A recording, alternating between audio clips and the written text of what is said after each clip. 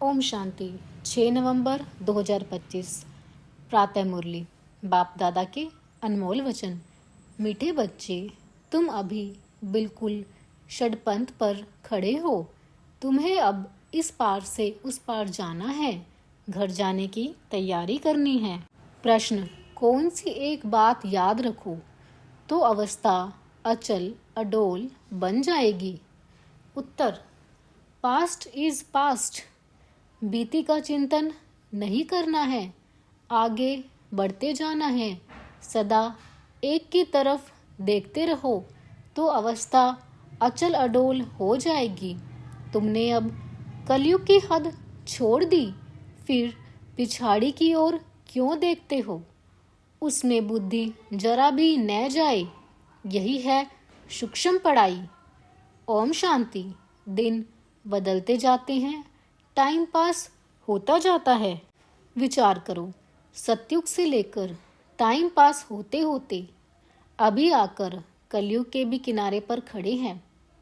यह सतयुग, त्रेता, द्वापर, कलयुग का चक्र भी जैसे कि मॉडल है। सृष्टि तो बड़ी लंबी चौड़ी है, उसके मॉडल रूप को बच्चों ने जान लिया है। आगे यह पता नहीं था कि अब कलयुग पूरा होता है, अब मालूम पड़ा है। तो बच्चों को भी बुद्धि से सतयुग से चक्र लगाए कलयुग के अंत में किनारे पर आकर ठहरना चाहिए, समझना चाहिए। टिक टिक होती रहती है, ड्रामा फिरता रहता है। बाकी क्या हिसाब रहा होगा, जरा सा रहा होगा। आगे पता नहीं था, अभी बाप ने समझाया है। बाकी कोना आकर रहा है। इस दुनिया से उस दुनिया में जाने का अभी बाकी थोड़ा समय है। यह ज्ञान भी अभी मिला है। हम सतयुग से लेकर चक्र लगाते लगाते अब कलयुग अंत में आकर पहुँचे हैं। अब फिर वापस जाना है। आने का और निकलने का गेट होता है ना, यह भी ऐसे है। बच्चों को समझाना चाहिए। बाकी थोड़ा किनारा है, यह पुरुषोत्तम संगम युग है ना, अभी हम किनारे पर हैं। अभी थोड़ा समय है। अब इस पुरानी दुनिया से ममत्व निकालना है, अब तो नई दुनिया में जाना है। समझानी तो बड़ी सहज मिलती है, यह बुद्धि में रखना चाहिए, चक्र बुद्धि में फिरना चाहिए। अभी तुम कलयुग में नहीं हो, तुमने इस हद को छोड़ दिया है, फिर उस तरफ वालों को याद क्यों करना चाहिए, जबकि छोड़ दिया है पुरानी दुनिया को। हम पुरुषोत्तम संगम युग पर हैं, फिर पिछाड़ी में देखें भी क्यों? बुद्धि योग विकारी दुनिया से क्यों लगाएं? यह बड़ी सूक्ष्म बातें हैं। बाबा जानते हैं, कोई कोई तो रुपए से एक आना भी समझते नहीं हैं। सुना और भूल जाते हैं। तुमको पिछाड़ी तरफ नहीं देखना है, बुद्धि से काम लेना है ना।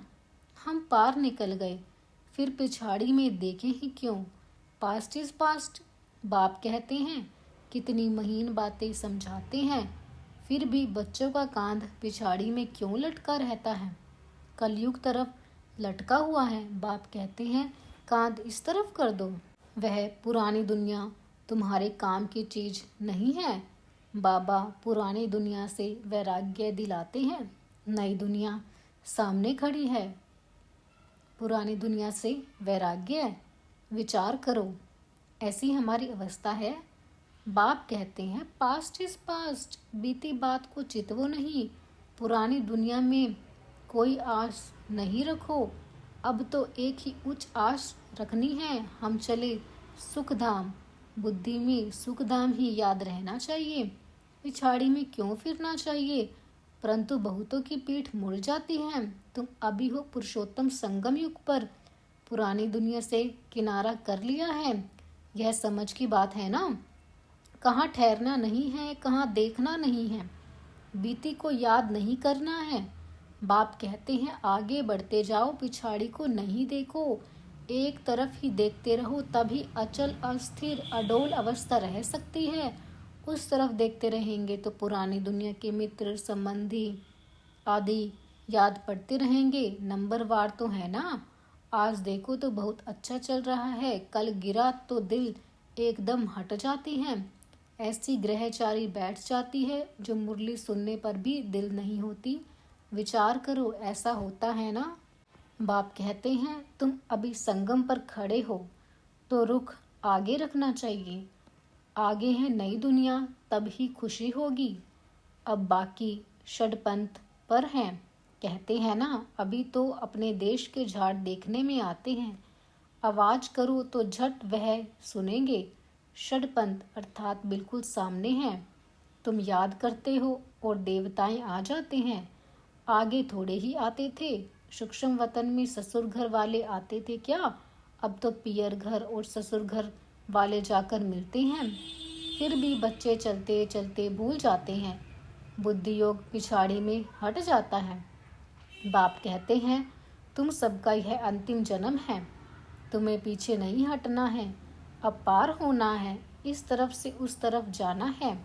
मौत भी नज़दीक होता जाता है, बाकी सिर्फ कदम भरना है। नाव किनारे आती है तो उस तरफ कदम उठाना पड़ता है ना। तुम बच्चों को खड़ा होना है किनारे पर। तुम्हारी बुद्धि में है, आत्माएं जाती है अपने स्वीट होम। यह याद रहने से भी खुशी तुमको अचल अडोल बना देगी। यही विचार सागर मंथन करते रहना है। यह है बुद्धि की बात। हम आत्मा जा रही है। अब बाकी नज़दीक षडपंथ पर है। बाकी थोड़ा समय है, इसको ही याद की यात्रा कहा जाता है। यह भी भूल जाते हैं, चार्ट लिखना भी भूल जाते हैं। अपने दिल पर हाथ रखकर देखो। बाबा जो कहते हैं कि अपने को ऐसे समझो हम नज़दीक षडपंथ पर खड़े हैं, ऐसी अवस्था हमारी है। बुद्धि में एक ही बाबा याद हों।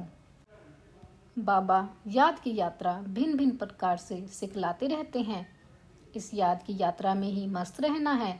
बस अब हमको जाना है। यहाँ है सब झूठे संबंध, सच्चा सतयुग का संबंध है। अपने को देखो हम कहाँ खड़े हैं। सतयुग से लेकर बुद्धि में यह चक्र याद करो। तुम सवदर्शन चक्रधारी हो ना। सतयुग से चक्र लगाए आकर किनारे पर खड़े हुए हो। षडपंथ हुआ ना। कई तो अपना टाइम बहुत व्यर्थ गवाते रहते हैं। 5-10 मिनट भी मुश्किल याद में रहते होंगे। सवदर्शन चक्रधारी तो सारा दिन बनना चाहिए। ऐसे तो है नहीं। बाबा भिन्न भिन्न तरीके से समझाते हैं। आत्मा की ही बात है। तुम्हारी बुद्धि में चक्र फिरता रहता है। बुद्धि में यह याद क्यों नहीं रहनी चाहिए? अभी हम किनारे पर खड़े हैं, यह किनारा बुद्धि में क्यों नहीं याद रहता है? जबकि जानते हो हम पुरुषोत्तम बन रहे हैं। तो जाकर किनारे पर खड़े रहो, जो मुआफिक चलते ही रहो। क्यों नहीं यह प्रैक्टिस करते हो? क्यों नहीं चक्र बुद्धि में आता है? ये सवदर्शन चक्र है ना। बाबा शुरू से लेकर सारा चक्र समझाते रहते हैं। तुम्हारी बुद्धि सारा चक्र लगाए आकर किनारे पर खड़ी रहनी चाहिए और कोई भी बाहर का वातावरण झंझट न रहे। दिन प्रतिदिन तुम बच्चों को साइलेंस में ही जाना है। टाइम वेस्ट नहीं गवाना है। पुरानी दुनिया को छोड़ नए संबंध से अपना बुद्धि का योग लगाओ। योग नहीं लगाएंगे तो पाप कैसे कटेंगे? तुम जानते हो यह दुनिया ही खत्म होनी है। इनका मॉडल कितना छोटा है। 5000 वर्ष की दुनिया है। अजमेर में स्वर्ग का मॉडल है, परंतु किसको स्वर्ग याद आएगा क्या? वह क्या जाने स्वर्ग से। समझते हैं स्वर्ग तो 40,000 वर्ष के बाद आएगा। बाप तुम बच्चों को बैठ समझाते हैं। इस दुनिया में कामकाज करते बुद्धि में यह याद रखो कि यह दुनिया तो खत्म होने वाली है। अब जाना है। हम पिछाड़ी में खड़े हैं। कदम कदम जो मिसल चलता है। मंजिल कितनी बड़ी है। बाप तो मंजिल को जानते हैं ना। बाप के साथ दादा भी इकट्ठा है, वह समझाते हैं। तो क्या यह नहीं समझा सकते? यह भी सुनते तो है ना। क्या यह ऐसे ऐसे विचार सागर मंथन नहीं करता होगा? बाप तुमको विचार सागर मंथन करने की पॉइंट सुनाते रहते हैं। ऐसे नहीं कि बाबा बहुत पिछाड़ी में है। अरे यह तो दुम लटका हुआ है, फिर पिछाड़ी में कैसे होगा? यह सब गूं है बातें धारण करनी है, गफलत छोड़ देनी है। बाबा के पास 2-2 वर्ष के बाद आते हैं। क्या यह याद रहता होगा कि हम नज़दीक किनारे पर खड़े हैं, अभी जाना है? ऐसी अवस्था हो जाए तो बाकी क्या चाहिए? बाबा ने यह भी समझाया है, डबल सिर ताज यह सिर्फ नाम है, बाकी लाइट का ताज कोई वहाँ रहता नहीं है। यह तो पवित्रता की निशानी है। जो भी धर्म संस्थापक हैं उनके चित्रों में लाइट जरूर दिखाते हैं, क्योंकि वह वाइसलेस सतो प्रधान है। फिर रजोतमो में आते हैं। तुम बच्चों को नॉलेज मिलती है, उसमें मस्त रहना चाहिए। भल तुम हो इस दुनिया में, परंतु बुद्धि का योग वहाँ लगा रहे।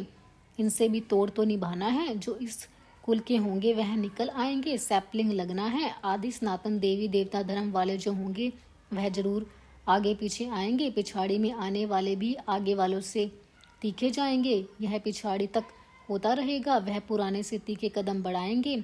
सारा इम्तिहान है याद की यात्रा का, बल देरी से आए हैं, याद की यात्रा में लग जाएं और सब धंधा धोरी छोड़ इस यात्रा में बैठ जाएं। भोजन तो खाना ही है, अच्छी रीति याद में रही तो इस खुशी जैसी खुराक नहीं, यही तात लगी रहेगी। अभी हम जाते हैं, 21 जन्मों का राज्य भाग्य मिलता है, लॉटरी मिलने वाले को खुशी का पारा चढ़ जाता है ना। तुमको बहुत मेहनत करनी है, इसको ही अंतिम अमूल्य जीवन कहा जाता है। याद की यात्रा में बहुत मजा है। हनुमान भी पुरुषार्थ करते करते स्टेरियम बनाना, भंबोर को आग लगी, रावण का राज्य जल गया, यह एक कहानी बना दी। बाप यथार्थ बात बैठ समझाते हैं, रावण राज्य खलास हो जाएगा, स्टेरियम बुद्धि इसको कहा जाता है। बस सब षडपंथ है, हम जा रहे हैं, इस याद में रहने का पुरुषार्थ करो, तब खुशी का पारा चढ़ेगा। आयु भी योग बल से बढ़ती है, तुम अभी दैवी गुण धारण करते हो, फिर वह आधा कल्प चलती है। इस एक जन्म में तुम इतना पुरुषार्थ करते हो, जो तुम जाकर यह लक्ष्मी नारायण बनते हो, तो कितना पुरुषार्थ करना चाहिए। इसमें गफलत व टाइम वेस्ट नहीं करना चाहिए, जो करेगा सो पाएगा। बाप शिक्षा देते रहते हैं, तुम समझते हो कल्प कल्प हम विश्व के मालिक बनते हैं, इतने थोड़े टाइम में कमाल कर देते हैं, सारी दुनिया को चेंज कर देते हैं। बाप के लिए कोई बड़ी बात नहीं, कल्प कल्प करते हैं। बाप समझाते हैं, चलते फिरते खाते पीते अपना बुद्धि योग बाप से लगाओ, यह गुप्त बात बाप ही बच्चों को बैठ समझाते हैं। अपनी अवस्था को अच्छी रीति जमाते रहो, नहीं तो उच्च पद नहीं पाएंगे। तुम बच्चे नंबरवार पुरुषार्थ अनुसार मेहनत करते हो, समझते हो अभी तो हम किनारे पर खड़े हैं, फिर पिछाड़ी में हम क्यों देखें। आगे कदम बढ़ते रहते हैं, इसलिए अंतर्मुखता बहुत चाहिए। इसलिए कछुए का भी मिसाल है, यह मिसाल आदि सब तुम्हारे लिए हैं। सन्यासी तो हैं ही हठयोगी, वह तो राजयोग सिखला न सके। वो लोग सुनते हैं तो समझते हैं, यह लोग हमारी इंसल्ट करते हैं, इसलिए यह भी युक्ति से लिखना है। बाप बगैर राजयोग कोई सिखला न सके, इनडायरेक्ट बोला जाता है तो ख्याल न हो, युक्ति से चलना होता है ना। जो सर्प भी मरे लाठी भी ना टूटे, कुटुंब परिवार आदि सबसे प्रीत रखो, परंतु बुद्धि का योग बाप से लगाना है। तुम जानते हो हम अभी एक की मत पर हैं, यह है देवता बनने की मत, इसको ही अद्वैत मत कहा जाता है। बच्चों को देवता बनना है, कितनी बार तुम बने हो, अनेक बार। अभी तुम संगम युग पर खड़े हो, यह अंतिम जन्म है, अब तो जाना है, पिछाड़ी में क्या देखना है। देखते हुए फिर भी अपनी अडोलता में तुम खड़े रहो, मंजिल को भूलना नहीं है। तुम ही महावीर हो जो माया पर जीत पाते हो। अभी तुम समझते हो हार और जीत का यह चक्र फिरता रहता है। कितना वंडरफुल ज्ञान है बाबा का। यह पता था क्या कि अपने को बिंदी समझना है। छोटी सी बिंदी में सारा पाठ नूथा हुआ है, जो चक्र फिरता रहता है, बहुत वंडरफुल है।